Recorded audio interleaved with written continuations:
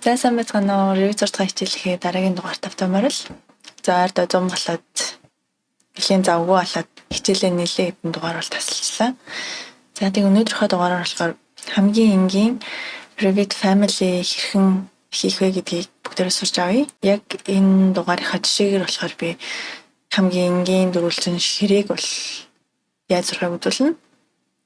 За тэгээд эхлэе. За би Revit-ийг нээсэн байна. За тэнгууд энэ ч биднэрт шинэ project нэхэд ерөөсөө хоёр сонголт өгдөг. Нэг нь болохоор project-ийн модель, нэг нь болохоор family гэдэг. За тэгээд бүгдээрээ family-га нээчихье. New family. За тэгээд ингээд new family гэдэг нэнгүүт энэ ч юм олон сонголт гарч ирж байгаа. Хаалга, шинээр хаалга зурх юм уу, эсвэл ширээ зурх юм уу. За тэгээд энэ удаа бүгдээр furniture гэж болно л та. Тэгтээ бүгдээр generic model гэдэг нэг явчих. Generic model гэдэг нь болохоор ер нь ямар ч family нэгтэй ашиглаж болно.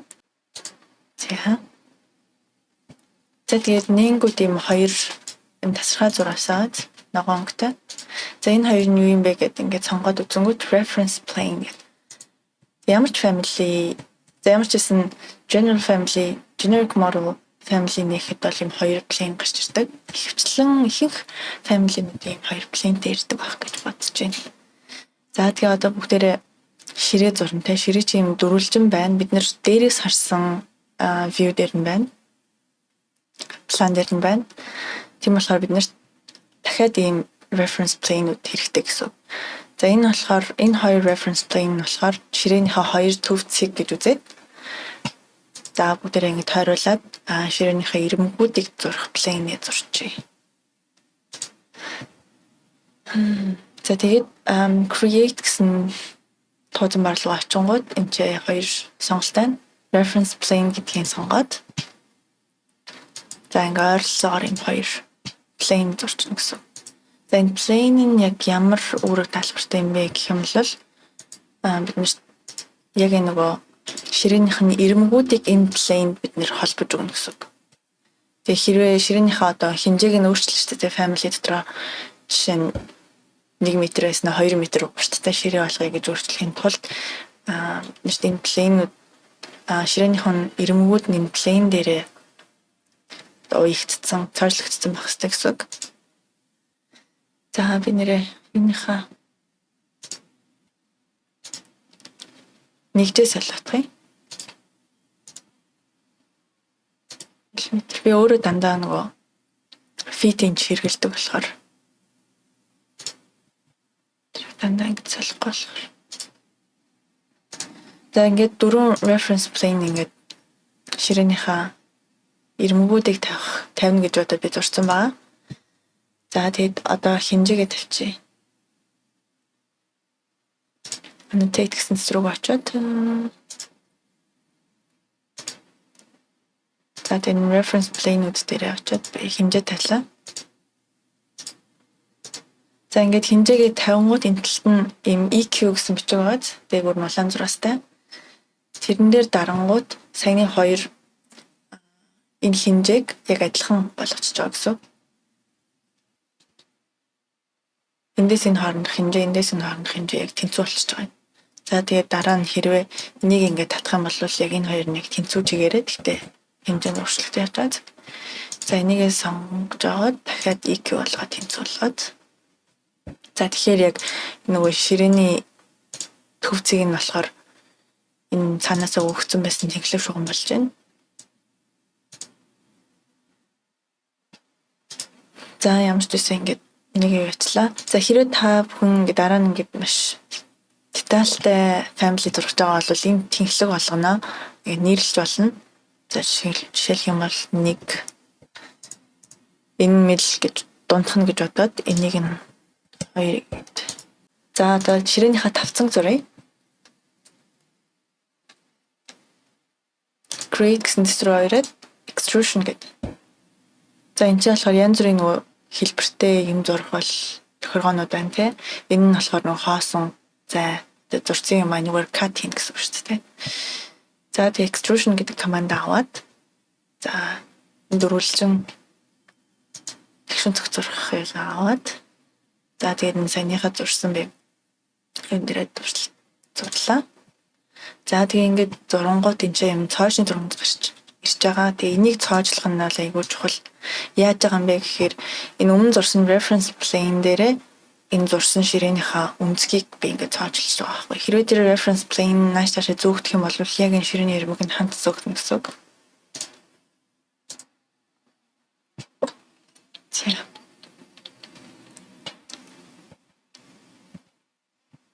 За зүгээр дараад тэгээд нэг анхаарах ёстой зүйл нь гэх юм бол extrusion end гэдэг энэ 250 байз. Энэ нь болохоор одоо бид нэр нэгдүгээр давхрын байгуулсан дээр ингээд зурсан гэж бодох юм бол 0-аас эхлээд яг тэр төвшнөөсөө 0-аас эхлээд 250 мм-ээр өндөр болсон байна.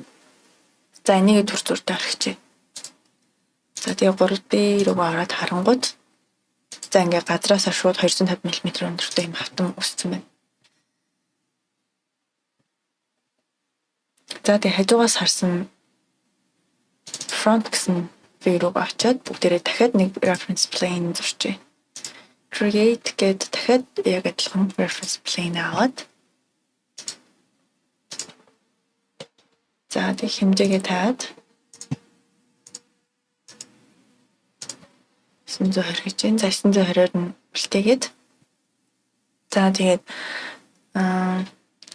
дөнгөж сая би юуг зурахтаа энэ ширээнийхээ тавцанг зурахтаа шууд энэ reference level 1 буюу нэгдүгээр давхрын байгуулсан дээр шууд зурсан байгаа шүү дээ. Шууд газрын түвшнөөсөө.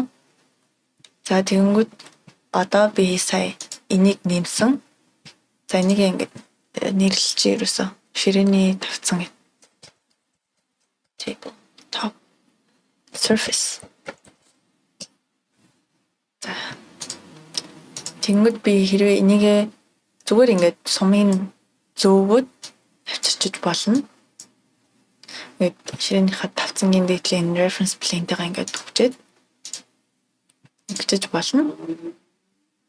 Эсвэл бол яг энэ ишигээ ороод хэмжээгээр нь extrusion end буюу ширээний тавцан 920 дээр дуусж байна. Extrusion start нь болохоор за нэг 20 мм-ийн доороос эхэлнэ гэвэл 900 мм-ийн доороос эхэлж байна гээд 900 мм-аас эхэлж байна гээд ширээний тавцан ингээд болчихлоо. За сквал бол дахиад нэг өөрөөр зурхаар нь нэг би устгаж агаад дахиад reference level. За энэ дээрээ create get extrusion гэдгээ дахиж аваад за энэ дээр set гэдэг юм товч байна те. За set нь ямар зориулттай юм бэ гэх юм бол яг ямар reference plane буюу төвшөнд энэ ширээнийхээ тавцанг зурхыг гэдгийг эхлээд зааж байгаа юм гэсэн. Тэгэхээр бид нэр дөнгөж сая table top surface гэдэг түрүүний нэг юугаа нэрлсэн шүү дээ. Reference plane нэрлсэн. Тэр нь энэ дээр байж байна. Тэгэхээр яг тэр төвшин дээр зурна гэсэн. Окей гэж дарлаа. За яг адилхан түрүүнийхээ үйлчлэгийг хийж байна. Энэ ширээнийхээ ирмэгүүдийг энэ өмнө зурсан reference plane-ууд дээр ойж өглөө. За тэгээд extrusion start нь 0. Гэхдээ бид нөгөө reference plane дээр ширээний тавцан гэд нэрлсэн байгаа болохоор нэгээ шууд зүгээр л яг миллиметрээр өгч 10 мм. За 20 мм-тэй ширээний тавцан. Окей. За тэгээ 3D руугаа очиод харангууд 3D-с нэвтэгдэхгүй front буюу. За тэгээ ингээ миний гаргасан нэг алдаа гэх юм бол extrusion start нь болохоор 0. Тэгээ extrusion start нь болохоор хасах 20 гэж утна. Ширээний тавцангийн хамгийн дээдл нь гэхэр чинь яг 0 дээр байх хэрэгтэй шүү дээ. Ер нь бол яг тэр энэ plane дээр байх хэрэгтэй гэсэн. Reference plane дээр. Тэгэхгүйсэн ч болно л та. Гэхдээ яг дараа нь хэмжээ гэж бодоход арай амархан. Extrusion end гэдэг нь болохоор 0 болгоод extrusion start нь болохоор хасах 20 буюу яг ширээний тавцангаас доошоо 2 см гүн гэсэн. За тийм ингээ ширээний тавцан маань ингээл харагдаж байна. За одоо дараагийн үйлдэл нь бүгдээрээ яг ширээнийхээ хөлнүүдийнхээ хэмдруулж байгаа бол. За тийм тул дахиад бид нарт reference plane-ууд хэрэгтэй. Би нэг юм тайлбарлах марцсан байна.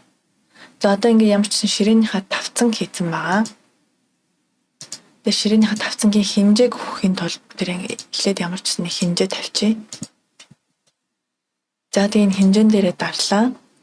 За тэгээ modify dimension гэсэн туусан барны хэсгээр энэ label гэсэн нэг хэсэг байгаа. Label гэсэн энэ dot арталт нь дөрвөлжин create parameter гэдэг тэрний арталт нэм дээр юм одтой юм тавчлуур байгаа. За тэрнээр дараад бид нэр энд ширээнийхээ өргөнийг зааж өгөх гэсэн. За энэ нь болохоор бас бид нэр юу гэдэг байгаа гэхээр ширээний өргөнийг хэмжээг нь заагаад өчлөө. Тэгээ дараа нь ширээнийхээ өргөн өндрийг жишээ нь ингээд өөрчлөхийн тулд properties руугээ family-ийнхаа properties руу ороод яг энэ цэснүүд нь гараад ирчихнэ гэсэн үг. Тэгээ тэн дээр та хэмжээгээ өгөөд ширээнийхээ хэмжээг өөрчлөх ёстой. Өөрчлөх боломжтой болно гэсэн үг. За type гэдэг нь болохоор ерөөсөө type family руугаа ороод та ингээд дуртай юугаа задлж болно. Ширээгээ дуртай хэмжээгээр өөрчилж болно. Хэрвээ instance гэх юм бол та одоо нэг project руу яг энэ ширээгээ оруулаад ирчихсэн шүү дээ. Тэнгүүтээ ингээд copy dot тэнгүүтээ тэр copyцсан ширээ болгон дээрээ та өөр хэмжээ өгөх боломжтой гэсэн. Гэхдээ энэ удааdaa бүгдээрээ type гэхээр нэвчээ. За тэгээд энэ properties гэсэн хэсэг байгаа шүү дээ. Тэрний дээдл нь одоо family parameter, shared parameter гэдэг юм хоёр хэсэг сонголт байгаа. За family parameter гэдэг нь яг доор нь энэ хаалтан дотор тайлбарлагдсан байна. Cannot appear in schedules or tags гэдэг. Энэ нь юу гэсэн юм бэ гэхээр ерөөсөө дараа нь та project дотроо тавилгын төвөр гаргана шүү дээ. Тэрэн дотор эдгээр нэмж байгаа хэмжээс одоо жишээ нь төвөр гаргахдаа ширээнийхээ өндөр өргөнийг төвөртэй ингээ багтаахыг хүсэх юм бол та shared parameter гэдгийг сонгох хэрэгтэй. Тэгэх юм бол тэр хүснэгтэн дээр ч юм уу юмнууд дээр нэг яг өндөр өргөнийг ингээ та хүснэгт рүүгээ оруулах боломжтой. Family parameter гэх юм бол та тавилгын төвөр хийхэд зүгээр л тэр тавилгын тоон гарч ирнэ. Гэхдээ одоо яг миний оруулж байгаа өндөр өргөн гэх мэтчлэн зүйлүүд нь бол гарч ирэхгүй л гэсэн. За тэгээд энэ удаа энгийнээр нь family parameter гэдгийг сонгоод type гэдгийг сонгоод окей. За тэгэнгүүт энэ дээр тэр хэмжээнийх нь урталт нь width гэд өргөний шууд гараад ирчихэж байгаа. За одоо ширээнийхээ гүнийг сонгоё. За тэгээд эндээс болохоор яг саяны бидний нэмсэн юм гараад ирсэн байна. Тэгээд width гэд ширээний өргөн нь гараад ирсэн. Өмнө нь бол байгаагүй. За одоо дахиад яг адилхан. За энэ дээр болохоор ширээнийхээ гүнийг нэмээд өгчээ. За ингэж гүн нэмэгдчихлээ. За тэгээд яг энэ нь яаж ажиллаж байгаа гэдгийг шалгахын тулд энэ modify гэсэн дэсний энэ family type гэсэн юм тавчлуур байгаа. За тэгээд project дотор болохоор энэ нөгөө талд нөгөө properties гэсэн дэс байдаг шүү дээ. Одоо ширээгээ ингээд сонгоод энэ properties гэдэг ийм дэс гарч ирдэг. Тэрнийг доош нь дараад гарч ирдэг дэснүүд л тавьчихсан байгаа юм. За properties руу орлоо. За гүнийг жишээлх юм бол 900 мм болгоё. За 4800. За ингээд шууд энэ өөрчлөгдөж байгаа. За ингээд дарангууд. Нормал жоохон толгой ирүүлмээр болчих.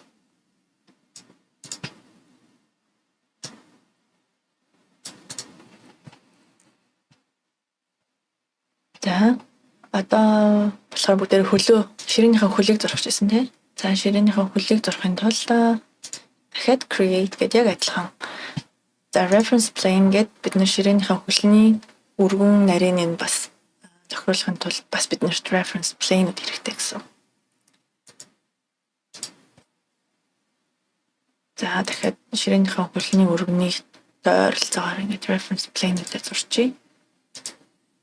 Өмнөх шиг бид нэр ингээд юу авах учраас өөрчлөх учраас.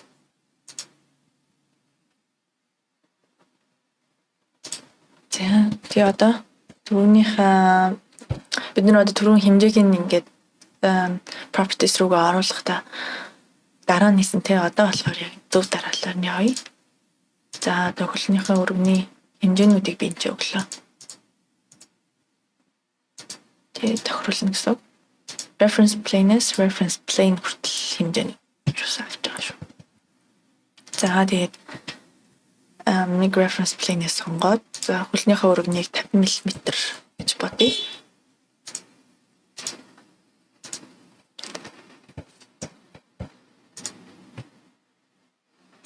Тийм. 50 мм-тэл ширээний хөлний зурагч юм гэсэн.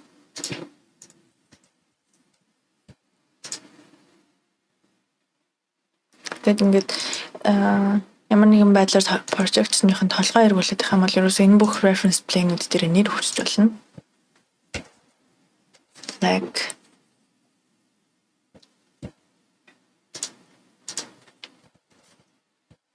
адилхан нэр хүчлэхгүй.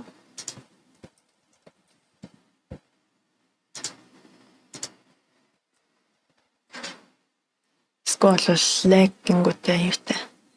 Зүг чигийнх нь баруун гол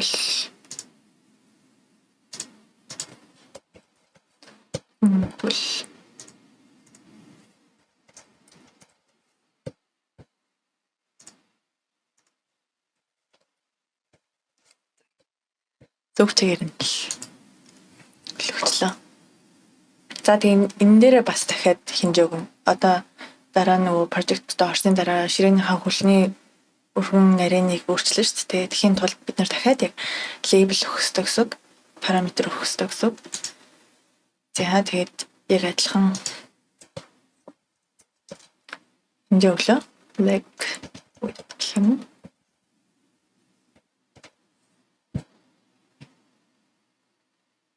За окей. Дээрээ бас адилхан хэмжээ өгчий. Эсвэл бол тааш тээ. Энийг leg width гэдэг ерөөсө ширээнийх нь хөлнийх нь өргөн нарийн нь яг л зүгээр дөрвөлжин хийхээр яг адилхан байна гэж бодох юм бол энэ бүх өгсөн хэмжээнүүд дээрээ хэмжээнүүдээ сонгож агаад label гэсний доош нь явуулаад leg width гэдэг 50. За тэгэх юм бол жишээлх юм бол family types руу ороод нэг 70 мм гээд apply гингод ер нь бүх хөлнүүд нь 70 мм болж өөрчлөгдөж байгаа.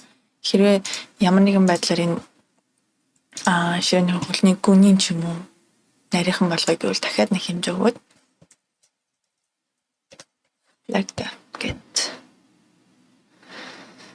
За дахиад family types руу орлоо. Like depth-ийн болохоор жишээ 30 мм болгож өөрчлөөд за тэгээд анзаарэгдэж байгаа бах тийм. Хөл нь ингээд жоохон хавтгай нарийнхан болж өөрчлөгдлөө. Яг хөлөө бол зараагүй зөв reference plane-ийг хараа яриад байна тийм. За одоо create гэд хөлнүүдээ жинхнэр нь зуръя. Create гэд за эднэрийг ингээд цоожлого хийдэж мартчих болохгүй. Хэрвээ цоожлого байх юм бол дараа нь хичнээн хэмжээг нь өгсөн ч гэсэн ширээнийх нь хөлнүүд нь өргөн нарийн нь дагаж өөрчлөгдөх гэсэн үг. Тэгэхээр энэ алхам бол нэлээд чухал.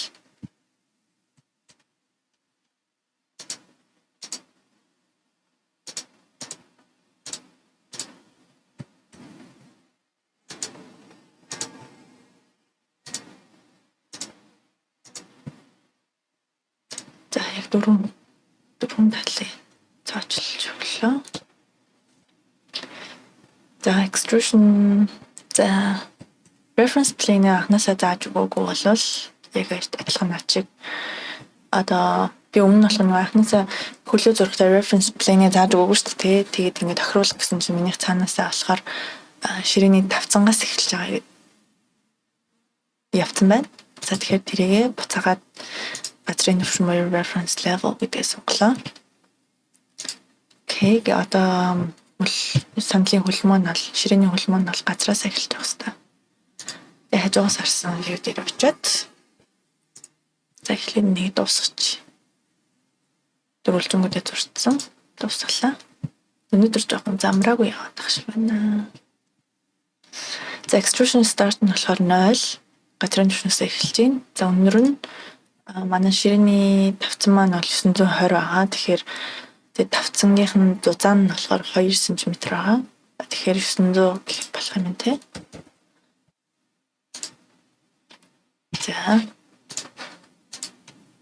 За ингээд хамгийн энгийн ширээний тавцан маань бол гарч ирлээ.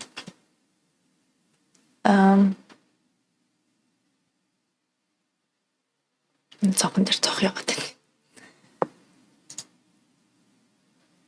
За тэгээд одоо жишээ нь энэ хоёр ширээ хөл хоёр маань ингээд салангад юм шиг харагдаж байгааз.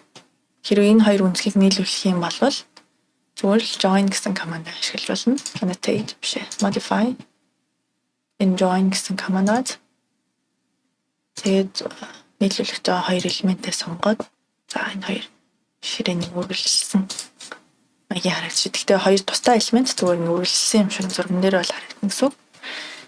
За тэгээд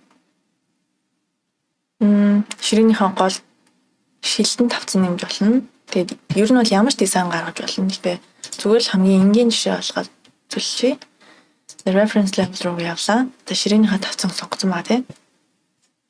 За edit extrusion гэж орж болно. Эсвэл зүгээр л ширээнийхээ тавцан сонгосон гэдэгт итгэлтэй байвал хоёр дараад ингэ орчихно. За дахиад одоо ширээнийхээ тавцангийн голд нь би шилэн тавцан хийх байгаа тийм үү. За тийм шилэн тавцангаа болохоор би жоохон залхуураад дахиж reference plane зурхгүйгээр одоо өмнө нь зурсан энэ хөлнийхөө reference plane-ийг ашиглаад зурчих. За энэний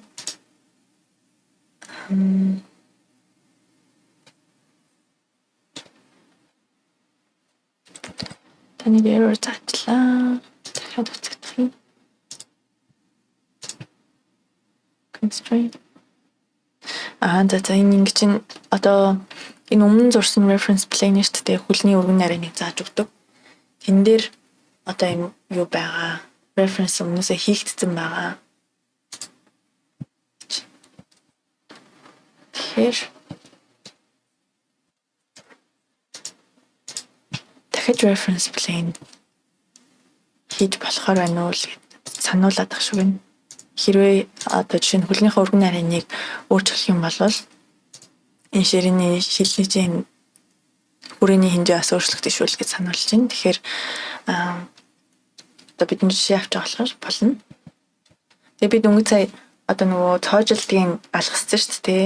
Тэнгүүд яг буцааж яаж цоожлох вэ гэдэг нь болохоор align гэдэг команд ашигласан байгаа шүү. Энэ align гэдэг reference plane-ээ сонгоод зураасаа сонгоод за тэгэхэд утсуулчих. Одоо ингээд яг тэр цоожлог боломжийг ингээд алдчихгонгод дахиад цоож гарч ирэхгүй байгаад тэгэхээр align гэдэг командыг аваад reference plane-ээ сонгоод зураасаа сонгоод тэгээд цоожлох уу гэдэг дахиад асууж байгаа. За тэгээд саяны нөгөө тавцан дээрээ би голдон дахиад дөрвөлж зурсан зүгээр л ер нь бол ширээний шилнийх нь нүхийг гаргаж ирж байна. За одоо бүгдээрээ яг шилээ зуръя.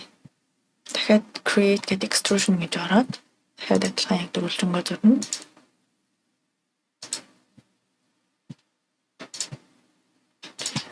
Цоожлоод.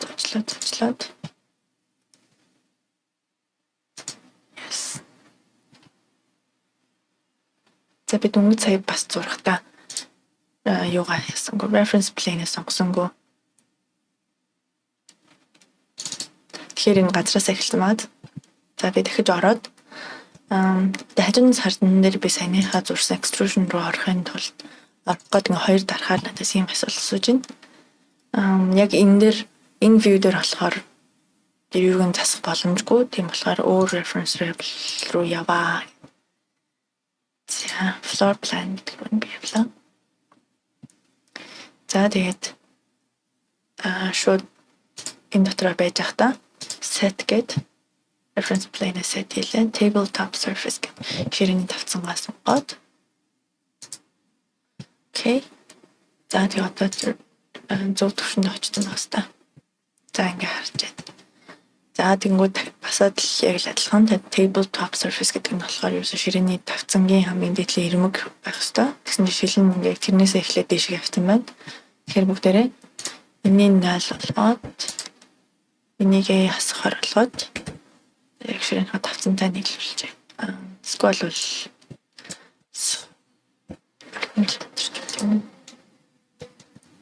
за одоо энэ шилнийхаа өргөн нарийныг бас одоо прожект руу оруулсныхаа дараа тохируулмаар байх юм бол энэ дээр дахиад хэмжээ өгнө. Annotate гэх хэмжээ. За хэмжээг өгөхдөө хамгийн гол нь reference plane-ээсээ шилнийхаа ирмэг хүртэл нөхөх ёстой. Тэгжиж өргөн нарийн нь заагдах ёстой.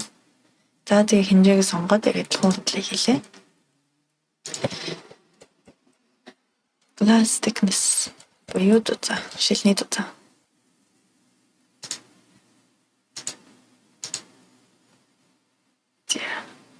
За тэгээд family types руу оронгод бидний өгсөн бүх хэмжээнүүд манд гараад ирсэн байна. За окей.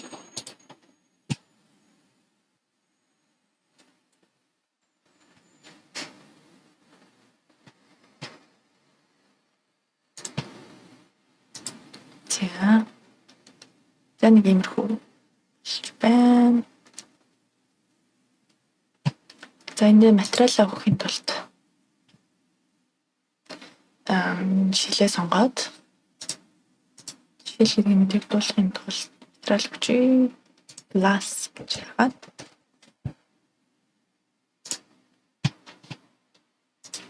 окей.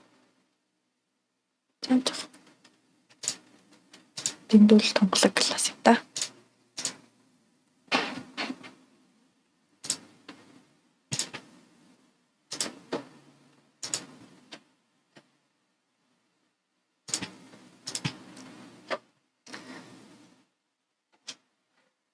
That is going to reference.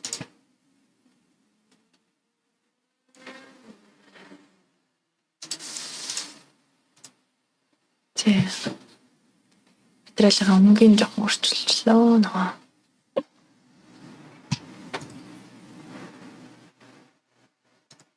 Яг нэг ширээнийхээ тавцан энэ хоёрт бас материал хөгжүүлнэ.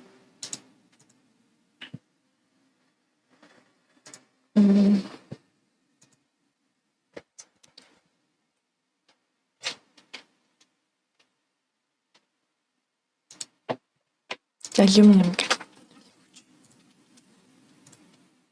За материалын нэр нэгсвэртэй үзэгдэхгүй юм байна. За хамгийн гол нь хийсэн family-гаа save-лэх ёстой. За би түрдээ зүгээр desktop дээр save-лчихье. Би өмнө нь нөгөө туршиж хийж үзсэн. Тэрийгээ шууд дараад save-лчих та. За одоо энэ хийсэн ширээгээ тэр project руу оруулж үзье. За тэгээ би бүгдийг хаагаад станы шинээрнээсэн family-га хаагаад шинж байхад зүгээр өмнө хийжсэн project оруулж. Эндээсээ өмнө хийжсэн project-ууд нь байгаа тий. Сонгоод орчуулъя.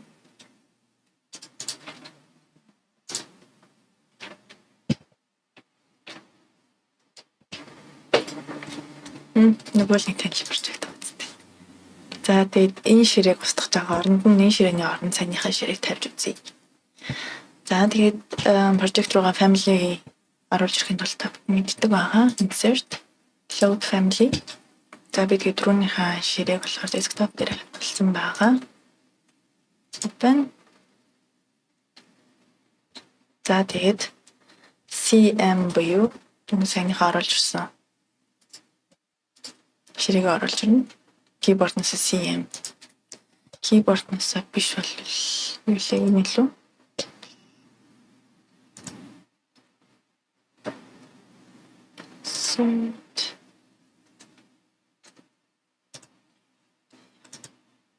Keyboard дараа дандаа ашигласаар зарим минутыг мэдгүй маа.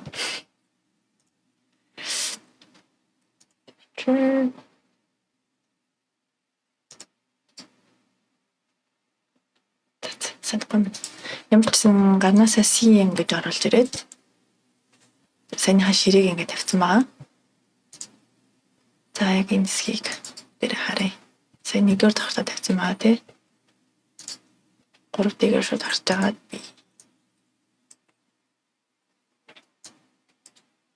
Тэр давхраа бүртлээ таслаад.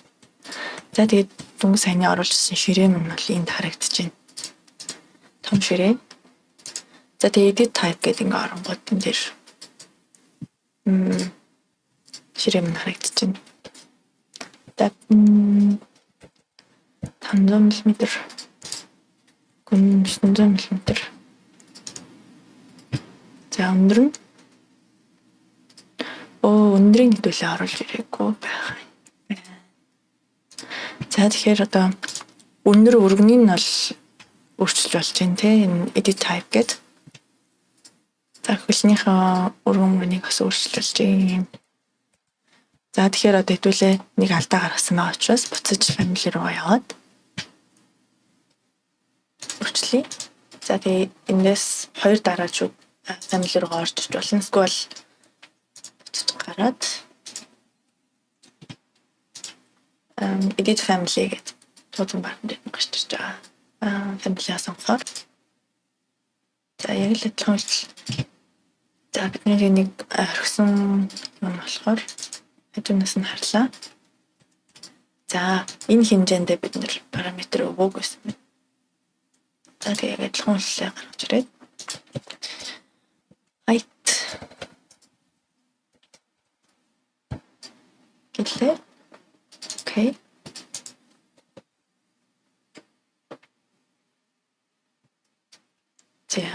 За тэгээд load into project and close гэдэг хараад болохгүй гинэ. Тэгээд сайн өмнө нь энэ project руу load хийсэн маань штэ энэ ширээг оруулаад ирсэн маа. Тэрийг дээрээс нь дарчих болох уу гэж юм. Тэгэхээр yes гэд. За тэгээд дахиад ширээгээ сонгоод edit type руу ороод за тэгэнгүүт height гэдэг энэ хэмжээнд гарчсан байна. За тэгэнгүүт 500 мм. Apply. Тэгсэн чинь хөлнийх нь өндөр нь бас орж ирээгүй. За ер нь тэгээл нэг эргэж буцаал нэг иймэрхүү юм л та. Front руу авчлаа. За what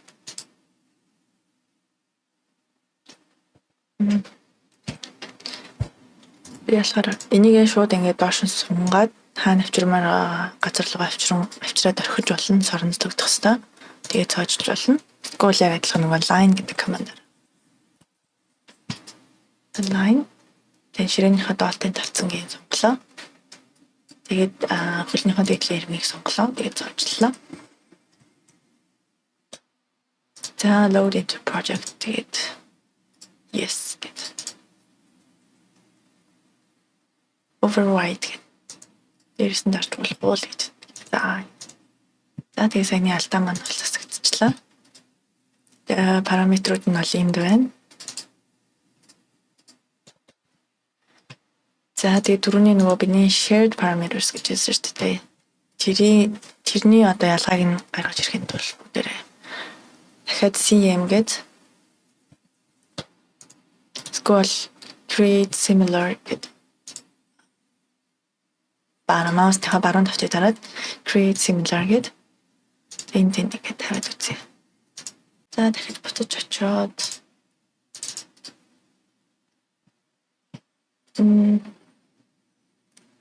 reference plane руу яваад дахиад бүгдээрээ юу гэнэ параметрыг өөрчлөх гэж оролдъё одоо.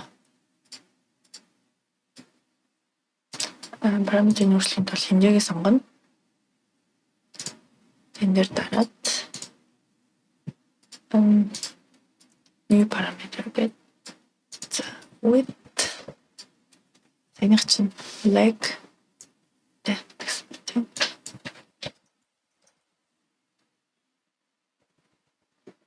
Source width гэдэг нь болоо.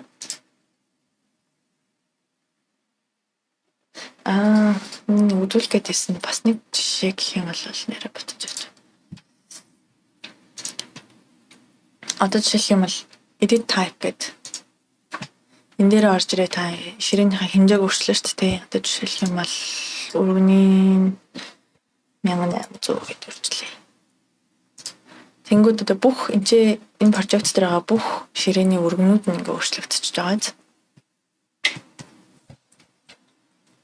За тэгээ одоо буцаж очиод дээрээ энэ family-гийнхаа өргөний өөрчлөе. Өөрчлөөд instance гэдгийг сонголоо. With instance гэдгийг сонгоод shared parameter гэдгийг бас сонголоо. Family parameter гэдгийг сонгоод instance гэдгийг сонгоод окей. Depth-ийнээс адилхан. Тэгэхээр шинэ параметр нээгээд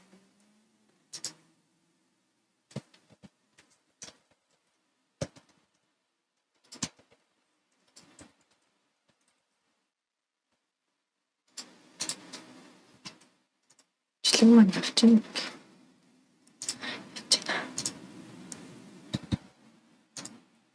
Сэби нэхтэй юу асуухгүй. За.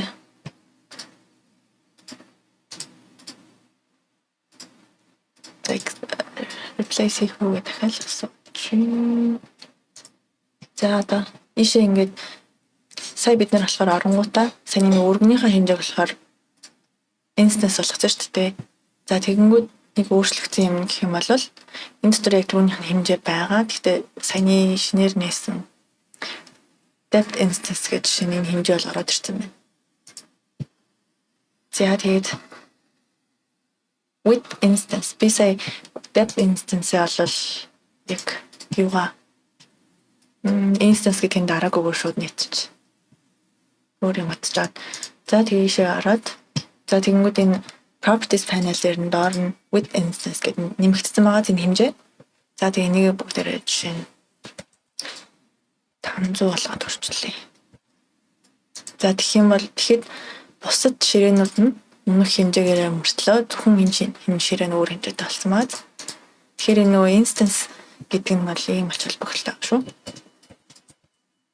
Ялгааг нь харж авч байгаа. За тэгэхээр ер нь бол копидсэн бүх ширээнүүд чинь өөр хэмжээтэй байж чадна. За хэрвээ та яг нэг project-т яг нэг бүтээгдэхүүнийг тэр чигт нь хэрэгжилж байгаа бол бид нэр type гэдэг нь хэрэгтэй. Instance гэдэг нь хэрэггүй. Жишээлх юм бол хэрвээ та бүх product-ныхаа бүтээгдэхүүнийхаа хэмжээг нь project тэр энэ байгаа project бүхэлд нь өөрчлөе гэх юм бол та зөвхөн family ороод ч юм уу edit type руугаа ороод одоо өмнө ашигласан бүх ширээнийхээ хэмжээг өөрчилж болно. За харин instance гэдгийг ашиглах юм бол та бүх копидсэн ширээ болгоно руу авчиж хэмжээг нь өөрчлөх хэрэгтэй болно гэсэн үг тийм. Тэгэхээр анханасаа family-га сайн бодлох хэрэгтэй гэсэн үг. Мөн project дотор копид дэх та. За өнөөдрийн хичээл бол нэг иймэрхүү таалагдсан байх гэж найдаж байна. За тэгээд дараагийнхаа дугаар зориуллаа баярлалаа.